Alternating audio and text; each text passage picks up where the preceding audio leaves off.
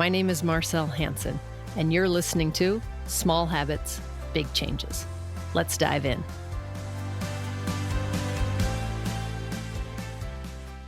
Here we go. We have a special treat for you today. This is former juvenile inmate turned meditation teacher and wellness advisor and consultant. This is Courtney Thomas, co-founded a spa in the Colorado Springs that incorporates all kinds of really rejuvenating experiences.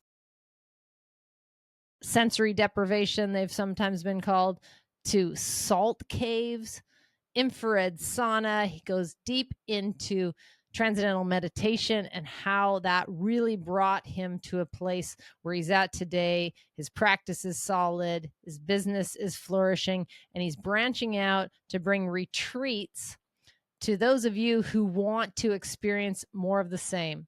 This is really a great example of a practitioner becoming the teacher. Welcome. So I want to start off by just seeing a little bit about your background and what led you to what you're doing today and operating the float house and doing what you do today, motivational speaking, advising, whatever it is. What really got you into this realm? Could you share a little about your background? I grew up in Chicago, multiple incarcerations in my youth, and it just came to a point where I no longer wanted to live the life that I was living, but I really had access to make those changes. And I remember being in the cell. It's my third prison sentence, and I came across John 14:12. It was Jesus in the red letters, and he's saying, not only will my disciples do the works that I've done, but they'll do greater things because I'm going to the Father. And I can't sit here and say I actually believe that to be the truth at that time, but I did have that faith. The faith, it was about the size of a mustard seed. And I remember praying. I just made a sincere prayer that if, you are who you are, then just lead me, and there's no place that I won't follow. And that kind of started my journey of seeking. I end up finding some meditations. I started exploring yoga asanas. That was just kind of like in a local gym. And I end up wanting to dive more into that. I found meditation. Oprah Winfrey was doing these meditations with Deepak Chopra, 21-day meditations. One of them was called Perfect Health. And what I was feeling inside is, God is within. And if we really want to have this experience, or if I want to make this connection with the Creator, then I needed to find ways to purify this temple. You said you went, you started getting into meditation. Like sometimes that feels really heavy. Like people don't want to, meditation, that's kind of hippie. It's a new age. Do you remember the first class you took, the first book you read about it, the first thing you did and how it felt? I do. So then, we'll start with the mustard seed part. I felt convicted, if I'm to be honest. I felt that I had more potential within and that it was things that I could unlock. And when I made that prayer, I was very sincere about it. And as I said, wherever you guide me, then that's where I'm going to follow. I've never heard of meditation or yoga to those things. This was 2010. That wasn't a part of my culture. Didn't know anything about the Indian traditions or anything like that. And that's where I was led. I made this promise, that if wherever you lead me, I'm going to follow. And so when I was hearing it inside, the first class that I went to, the first book was Rodney Yee. I believe it was Moving Towards Balance. It was like an 8-week at-home yoga asana program. And I remember doing it. I had to move back in with my mom at that time, just getting out of prison. I was practicing it in the living room. And my friend was like, "What is this you're doing?" I don't know, something I just kind of picked up in the book. It's like, let's go to a class. And so we went to, me and him went to Lifetime Fitness in Romeoville, Illinois, and took a yoga class. And that felt great to be around other people that was doing, the same things. And that's kind of where I started with it all. I felt that it was a great opening process, but then it was a little bit superficial. And I really like the authenticity aspects of life, wherever they may be. And so I started diving deeper in. And that's how I felt like, again, I didn't know Deepak at the time. I figured, if Oprah is doing this, she was in our living room when I was growing up as a kid. Maybe I should try it out. And that's when things got a little bit more serious and then a little bit more results in my life, inner and out. Makes it a little different from other kinds of meditations. If you were going to practice meditation in the mode that you use, this TM, in a 1 minute, how would you do it? Are you sitting down cross-legged? Are your eyes open? Are they closed? Are you thinking about things? Are you sweeping away clouds? Like, how do you explain? So what I liked about it that it was a simple and effortless process. Other processes I had to concentrate on certain aspects or trying to eliminate thought, sitting in a certain posture. You know, the concentration or mindfulness part is not a part of TM. Again, just a simple and effortless process where you're sitting with eyes closed comfortably. So whatever comfortable is to you, and you're thinking a thought. That thought is a mantra. A mantra is a sound or vehicle for the mind to go within.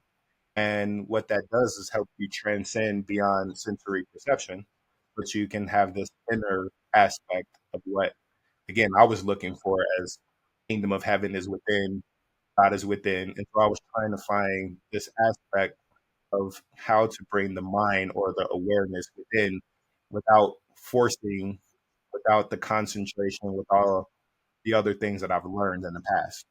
And it's a simple 7-step process that we go through.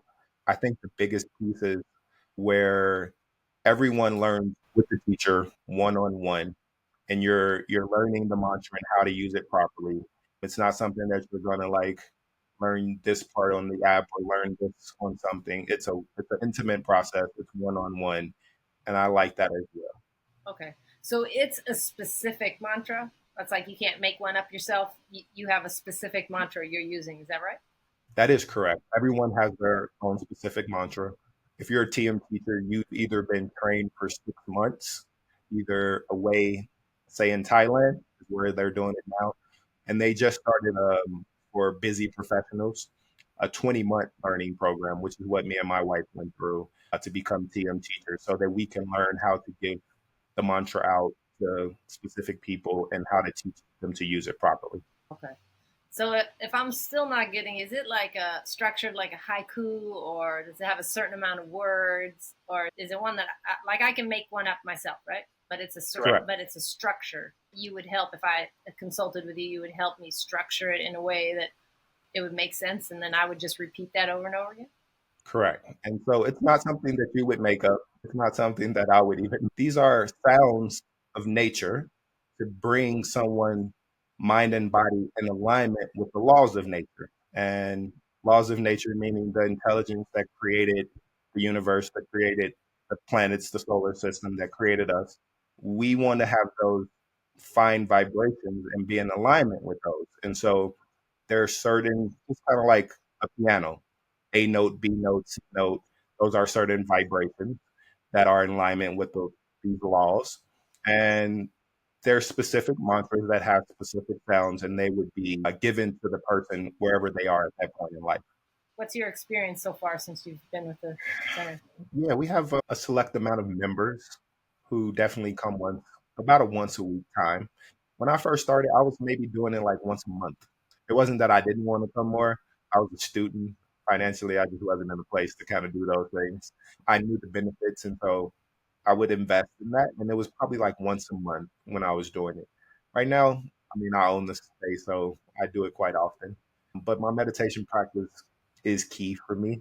I do kind of take priority over that before I'm even doing my self care practice. But the nervous system is a big piece. The nervous system is like intimately connected with sensory perception. So this is how we experience our reality. And once the nervous system can settle down and then stresses start to unwind and leave the system, then we have more clarity. Our perception is greater. The awareness of those little things that you were kind of saying at the beginning, we see this sign or we see whatever else that may be there. It's always been there, but so much stress is on us. We don't even have the awareness to perceive it. And so and that was a lot of my experience when I went through like the Ayurvedic cleanse.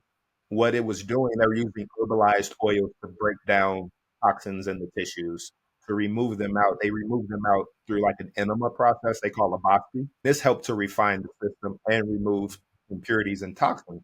And it was only a 10-day thing that I went through, but life was completely different after those 10 days, which sparked this whole journey of me, going and doing my bachelor's degree in it and like creating it as a lifestyle to give back to others as well. But it was the removing of the impurities and the refinement of the nervous system, which brought kind of like a brain coherence. And then the sensory perceptions are more sharpened. And then the things that I had been trying to accomplish, the desires that I had, they just kind of started happening for me with least amount of effort and most amount of efficiency. And it was an eye opener for me. Literally, yeah. I think it's really cool, like to hear someone else have that experience, because it's interesting that it came from Deepak, or a part of Deepak, because it did for me too, and like how widespread. I got to meet him last year. I took a friend. Yeah, we went to Vancouver and he did a talk, and still, he's like, I don't know, he's 75, 80 years old or something, and he's still saying the same things he was saying 35 years ago when I first, like 30 years ago when I first picked up on him, and there, because there's truth in what he's saying, true. And so it doesn't change, and so people think like, I think some people think like it's just repetitive, but it's like, if you hear something over and over again, it does influence your brain. Now that can be on the negative too. So maybe as a child, you understand that getting in and out of incarceration, like you might have been hanging around the wrong people and they're saying things, and then it gets into your mindset. It becomes a part of your programming. Well, for people out there that have a negative mindset, or like, I don't have time to do that, I don't have time to sit and do this or whatever, that you're programming yourself when you say things like that to yourself. I'm always conscious about sharing with people about self-talk is like huge. Like it was Deepak actually early in my kind of spiritual journey when I came across Deepak, is like around that same time, I just cut out all negativity, like all negative talk. I don't call myself stupid. I don't say, why'd you do that? It just went away, and it stayed away until like a year or so ago, kind of started creeping back in. But it really was who I surrounded myself with. And if I didn't have friends who were talking really positively or doing things that were inspiring, I had Deepak, I had Oprah, and I had people, Tony Robbins, people that I would listen to, and they can become your soundtrack until you create one for yourself. I think it was Oprah said, and when I think of you saying about the mustard seed, is Oprah always said, like, you only have to do, she said, what do you do? Like, I'll probably butcher it, but it's like, she said, you just have to find the next right step for you. Just one. You don't have to like plan your whole life. You don't have to vision 20 years out. You can, but if you do one step towards where you're going, and then pay attention, be alert, be aware, and then that next step will become clear. Soon you'll be running towards your destiny, right? So it can be a long passage there. Can you describe, like, I'm sure in the few years, sounds like that you've been with the center there for a few years, a float spa, like you have an advisory program there. Can you explain a little bit about what that is, and maybe share a success story from somebody that you saw come in, and maybe a stressed out professional, what they kind of did and what you saw and what you witnessed on the other side that was beneficial to them, just so people have an idea. So the spa's been open for 4 years, actually, July 15th. So we opened right in the midst of COVID 2020. And at that time, I felt like people they wanted a way to just kind of zone out from that. Like the aspect that I have at the spa, they're more relaxation based. They weren't necessarily the core tools to help me to acquire the space and things like that, but they were the, additions to help to refine the system, help to purify the system. But what I was using were what we call consciousness based technology. And we're using consciousness to develop these higher states of awareness. And it's the awareness that helped me to start to acquire the things that I had. And so when I started again, over these past 4 years, we're mostly been focused on relaxation based. Someone can come in for 1 hour, 3 hours, 6 hours, and have a full spa day. It was a good business move. That's how we've been able to expand. Now it's more about transformation. We're starting to hold transformative retreats. And I do have an advisory program. It's more based in Maharshi's information because that's the things that I've used to help me to get to this space. And meditation is the core of those technologies, but Ayurveda is a big piece, and things like using light in gyms. You might see something here. I like using gym sound therapy. I do Himalayan singing bowls that we used here. Marma therapy is another technology that it's kind of like acupuncture, but we're using touch and consciousness where they're using needles and herbs. Astrology aspect, for example, like I use them for business, when to sign the contracts to purchase this business, when I should be making marketing moves, when I should be doing expansion aspects. It's about 15 different aspects that we can use in all aspects of society to help to develop consciousness. Most of my clients are mostly with Ayurveda, and they are looking for maybe diet change, nutrition change. They I explain to them that I look at diet a little bit differently. So diet in Ayurveda is anything that we bring in through our sensory perception. So that's sound, that's essential oils, using oils for developing consciousness, using the Marma touch, different aspects like that. Herbals, food is definitely one of them. I have some clients that kind of use the astrology base. We're kind of working more into those things. You have to really be a seeker and already kind of have a higher state of consciousness to dive into those other aspects. But I see a lot of change just from simple, say, adding in a daily routine. You sleep at a certain time, up at a certain time, so that you become in alignment with these laws of nature. Different herbal aspects that they are using, say, to have better quality sleep or better digestion. I would say those are kind of the most aspects that my clients are using is the Ayurveda aspect to make those changes. And that's where I started at myself. And so they're making like it sounds very integrated, like there's a lot of different modalities almost that you can apply to, say, someone who might have something going on with their gut, or maybe they even have anxiety is a big thing, but maybe they have a rash or something they're eating or something they're exposing themselves to is an irritant, not only vibrationally but chemically or toxin wise. So you're addressing things like that as well. We are. We work on, again, the diet aspect, the consciousness aspect, and energetic aspect, or like, say, for rashes, things like that. That's kind of the aspect we got the salt cave for. So the salt cave, it's basically called halo therapy. We're using a pharmaceutical grade Himalayan salt. That salt, we have a generator that crushes that up into microparticles and puts it into our cave. Inside of the cave, it's about 23,000 pounds of Himalayan salt just all over the walls and floors. But those microparticles, you're able to breathe those in. They get deep into the alveoli, the bronchi, and they start to pull out respiratory toxins. So I have people that come in with COPD, emphysema, or just kind of basic asthma. And then also because that salt is antifungal, antiviral, antimicrobial, then if it gets on the skin, it helps with different skin conditions, things like eczema, psoriasis, dry skin, acne. So while I did my studies in Ayurveda and I can use these consciousness aspects, and we also have the supplemental aspects that we have at the spa that people can use as well, that they're more in tune to use, because it can just be one day or they come, once a week or something like that, where meditation practice is something that is about consistency, where you have to make this commitment to doing this meditation twice a day for 20 minutes. And the consistency is where you're going to start to see the results. So I wanted to have an aspect for both sides, for people who are just kind of coming in or who just looking for relaxation. And then as you get to know us and like us and trust us, then we can kind of dive into the deeper aspects of consciousness so that we can have better results. Okay, I want to tag on that. So are you saying that like doing the meditation twice a day for a total of 20 minutes is kind of, is that like the ultimate goal? The goal is 20 minutes in the morning, 20 minutes in the evening. Okay, so a 40-minute commitment change your life, huh? Correct. 40 minutes commitment a day literally changed the inner aspects of my life and the outer aspects. Yeah. Yeah, Yep.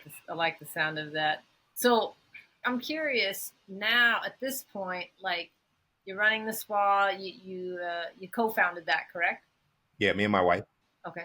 And so you guys are both pretty active within that. What's next on the burner? Like, what can we look for? Like, what do you think you're going to add to it? Is something like percolating that you can share? Maybe it's a secret right now, but what's on the horizon? Like, what comes next? What new modality? What new ventures are you up to?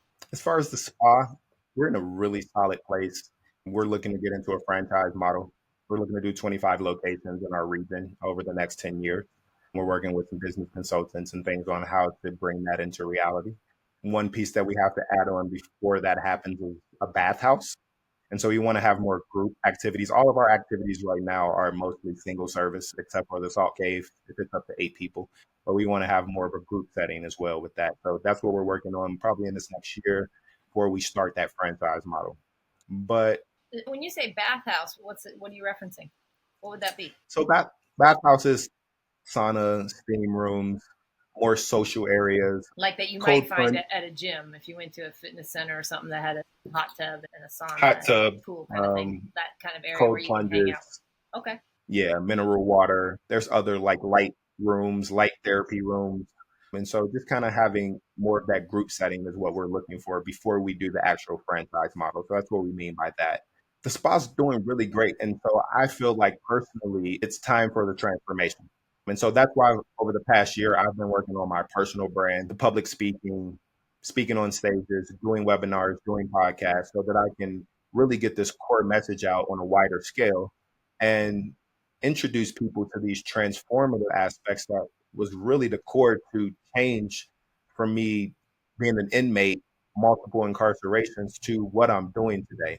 I really love the opportunity of having the relaxation and the spa, but again, those weren't the core aspects to get me to where I am today. And so I think the message of transformation and a message of hope, because that's what I got when I was in that prison cell when Jesus was saying that, because John 14:12, I don't know if I mentioned, Jesus very truly, I tell you, not only will my disciples do the works that I've done, but they'll do greater things because I'm going to the Father. And that hope put a conviction on me that helped to spark a journey to bring me to where I am today. And the tools that I was led to is the things that I really want to give back to others. And so it's more about my personal message, telling the story, getting it out, providing hope, and showing other people that, they can rewrite their stories as well, just leading from darkness to light. That's what's on the horizon for me. And that'll in tune amplify what we're doing at the spa as well. I have working on a book idea right now, more of like a teaching memoir of my journey. So that'll be probably coming out sometime next year. And yeah, that's the most of it. The retreats are a big piece. Again, the retreat that I went to was one of the sparks that got me on this journey. So I felt like I always wanted to provide retreats, and we just launched our first one here, kind of like as our 4-year anniversary. It's time to kind of switch over to transformation. So we do have a retreat coming up next year as well. Is there room still in that retreat? Is there availability? Can people sign up for it, or is it booked? What? It is very much so. We literally just launched it on our 4-year anniversary date. So that was maybe 2 weeks ago, July 15th. So we do have room available. Yes. So do you have the date and do you want to plug the date and the location? Do you have all that information already too? Yeah, it is here at Luna Float Spa and Salt Cave in Colorado Springs. We've made a connection with the Broadmoor Hotel. We're right in 5 minutes from the Broadmoor. So like people would stay there. We would come here to do all the different activities. And since September of 2025. And how long is it? It's a 7-day retreat. 7 day. But you can, Yes. right? It's not just silent retreat. I'm always scared. Oh, it's not a silent retreat. Going to be talking and connection and a lot of knowledge. You'll learn the TM, the meditation technique during that time. All of those, about half of those technologies that I was mentioning, you'll actually be able to experience yourself while you're here at the retreat and immerse into all of the spa aspects as well. So nice. And if people want to inquire more or find out, what's the website or a link that they can get more information for the retreat?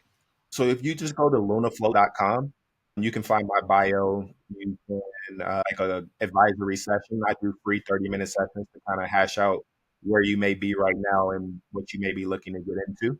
And then we also have just a link on there for our retreat page. It'll be in our menu section. You can just click retreat and kind of dive into what all of that would consist of. Okay. So you said 30-minute session you do complimentary? Complimentary, yeah. Okay. And so that doesn't matter when I hear guests on that specifically like mention Jesus or God. I know there's people that go like, I don't believe in that, or I don't know if I believe in that. Like this applies to everyone, right? Like, so if they're not necessarily have found Jesus, or maybe they're just looking for something, they can still call and get a 30-minute free complimentary, like free, no money, no Free. obligation, chat with you, and No you can money. help guide them to some clarity. Yes. Awesome. Yep. Okay. All right. And again, I want to kind of state this. To me, there's a difference. One simple aspect of religion and spirituality for me is that religion for me is seeking outside of myself, and spirituality was seeking within. And so when I was lost and didn't know where to go, it was mostly religion for me. And that's how I kind of started with the Bible while I was in prison, how I found John 14:12, how all this got sparked. But when I got out and the seeking continued, again, I was feeling God is within. And so if I wanted to make this connection, I needed to find ways to take my mind, my consciousness within to develop myself. And none of my sessions or anything like that is religion based. It's just giving you some tools so that you can start to access that God in you. Yeah, I like that. I've never heard it put that way. So I do like that. Like religion is more, something you're connected to outside, and the spiritual aspect of our spirituality or spiritual connection comes from within. I think religion gets a bad rap. It's very dogmatic and seems very secular. And it's unfortunate because oftentimes religion is what leads to spirituality.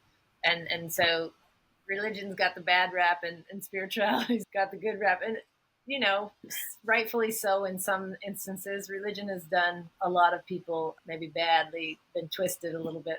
But you don't have to dwell, like the message to me is that you don't have to dwell on every single step. You found that spiritual connection through religion, and that makes religion very, very valuable. Like you could find that spiritual connection through the salt caves. You could find that spiritual connection through like the float. I still call it sensory deprivation because I think it feels very potent to me, like cutting everything else off and just kind of going within. But you can find that spiritual connection, and I think of it as like the connection with everything is the connection with me. Like how I do one thing is how I do everything. It's like if I feel connected to myself, then I feel fully connected to everything, right? Nature, Yep. other people, whether they're like me or not like me, it doesn't matter. Like if I'm sound within myself, then I could be of service, not just to myself, but to, my community, and then greater at large, the province, the country, the world. But it's not sticking. I know there's a couple people that are going to be like, I can't believe you brought up religion. But the truth is, when you are a seeker, in my experience, and when you're looking and you have curiosity and not a judgment, everything's a tool. Religion's a tool. Like it helps you to get in deeper to the connection yourself. Maybe sunlight is a tool. Meditation is a tool. Grounding, walking out on the beach in your bare feet could be a tool. Spending time with your dog or cat could be a tool, like connecting with animals or nature or scripture or whatever it is, but not to limit it to one tool, because there's a lot of tools out there that can help move those gradients along, go up those rungs on the ladder quicker, right? Your journey, you said, starts in 2008, 10? 10. Yeah, so we're talking like 14 years. Your life is like done a full, 180, Yes. maybe a 360. 360, I always say, I think that goes back to where you started. So 180 is what I want to say, right? So that's a very really short amount of time. If we're living to be 100, maybe 120, like 14 years to really entrench yourself into a new way of living, like get rid of those negative messages, maybe the people that the people that are hanging around that aren't helping promote your growth, and then inviting, like sounds like your wife, you got a great partnership with somebody who's like-minded, and then running Float House, you get to see people come in every day who also have that spark, who also have that curiosity and that seeking energy, that want more, whether it's just vibrational, whether it's relaxation, whether it's, de-stressing or just coming into their own, and you get to see them on all these different parts of their journey while you're on your journey. It really becomes, it's like a community builder, and it really is a way to connect with other people is by just seeking growth within yourself. Like, stop paying attention to other people's business, what somebody's wearing or what they're driving, and like focus on what's going on inside my body. What am I putting into my body? And it's not just food. I like that you mentioned it is this sensories. Like, are you putting on products? Are you exposing yourself to constant white noise or constant, like, if you live in the city, you got honks. What's that doing to your nervous system? And how can you recap and bring it back to a place where you are aware and you are clear and you can see signs and you can see things that are laid out before you. I love that. Thanks so much for sharing that. Is anything else, any other message you want to send out to people? I'm definitely going to check out that, because September of 2025 is far enough for me to commit. I wanted to have enough time in between for people to kind of make that commitment. It's a big commitment, and it's something that can be life changing. I know it took me 3 years to actually get to the retreat that I was looking to get to. And so it's something that we're going to have more of, making some connections with like an Ayurvedic center that's close to my university, because a lot of my clients are looking for that punch of that detoxification process as well. And you have to have a medical doctor on staff. It's a pretty comprehensive service. And so it's not something that we offer here on site. So I'm connecting with the biggest Karma center in the US. We're going to start having retreats and things there as well. But I'm putting a lot of my attention towards educating and getting the message out, but also the retreats, because the retreats is where the transformation really happened for myself. I feel like that's where it's going to happen for a lot of the clients as well. You have this like structured sort of foundation. I think of it like a foundation of a house, and maybe, a plank or a roof shingle falls off, but this basement, the foundation is solid, so you could always rebuild, right? So it gives you this, I think of it as a freedom, like to do what you're doing is you have the freedom now, and it's a luxury and a great responsibility as well to like share your message and get it out as wide as you can. But you couldn't do that from a jail cell, so it's like sometimes you have to walk the steps, like Oprah says, like just make that next right move, and then open your eyes, open your ears, reach out your hand, like pay attention, and then make that next right move, and then zoom, from there to here. I'd say your journey has been pretty prosperous thus far. Thank you. I think what you just said is probably my biggest gift. The biggest gift that I personally received is the freedom. So, I mean, we have a full staff that runs our spa location. I spend a lot of time with my son. I have a 15-month-old as my first kid. And so I spend a lot of time with him. I get to, make these free appointments where I'm able to give back and see where people might want to go. Free Vedic treatments that I do, I now go to India myself, where I'm over there for 6 weeks a year, where I can go get these cleanses done. Where the first one I did was 10 days. Now I get the freedom to go over there and really dive within. And as a teacher, my meditation practice has increased in time and efficiency. So I spend maybe 4 to 5 hours a day just kind of doing my yoga, meditation practice, my self care practice, all while the spa runs itself and the financial freedom is there. And again, I was just 14 years ago, had literally no freedom. And so to come to what I have today, that's probably the greatest of the gifts that I've been able to get back. 4 or 5 hours a day where I'm into my own self care practices, or, most of society is spending 8 hours a day at work. This is my work day, is for me to put in the self care so that I have the balance to go out and give that balance to other people. I think most people, 4 to 5 hours, they're watching television. And that's a real statistic that's been around for a while. But so I feel good, because that's similar to me. I probably had about 4 hours or so where I feel like the more I can pour into myself and the more I can center myself, it's like I become 10 people, because I can just give and be far more receptive to all those around me. But Yep. if I'm focusing on like, the bare necessities of like, trying to eat right, or, even trying to like earn money, or, scrimp by, you don't have enough to provide for your family, like energetically, not let alone money, but energetically. Like, you have a young son, so it's like so cool to be present when he's like transitioning through different parts of his development, like, because you can't ever get that back, right? Yeah. And so thanks so much for sharing today. I'm stoked to learn more about your journey, and I'm definitely going to check out, and we'll have in the show notes all the contact information for you and a link that people can check out, the not just the next retreat, but all the retreats to come forth. And thanks so much, Courtney. Now, you said somebody calls you something else. What's the nickname? Ketu. Ketu. And what's the history behind that, or where did you get that? Do you mind sharing? So I first got it when I finished my yoga teacher training. My yogacharya gave us all kind of like a Sanskrit name. And when I started to research about it, it's the south node of the moon. And so it's a part of astrology. And it has a significance of kind of rebirth and going on a spiritual path, which fit my personality and what I was going through. And then as I started to look deeper into my astrological chart, it's actually in my first house, and it has a lot to do with my life, my lifestyle, and where I'm going to give this information out. So it felt perfect, and I just kind of adopted it as a name. So most people in the spiritual community know me as Ketu.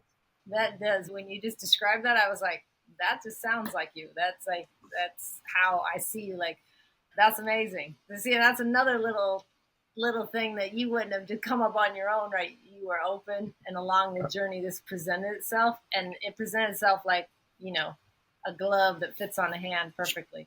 Thanks so much for sharing. I appreciate that. And yeah, blessings to you and everything you have going on. I hope that I'm able to come out to Colorado Springs and check you guys out. If I do, I'll definitely give you a heads up. But again, I appreciate all your time, and thanks so much for sharing your story with us today. It's been an honor.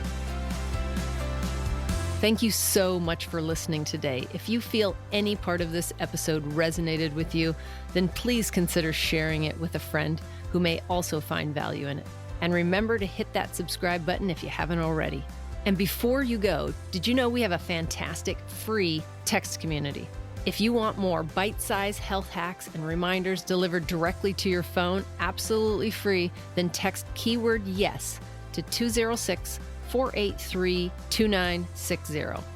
Again, that's keyword YES to 206-483-2960. And we'll see you on the inside.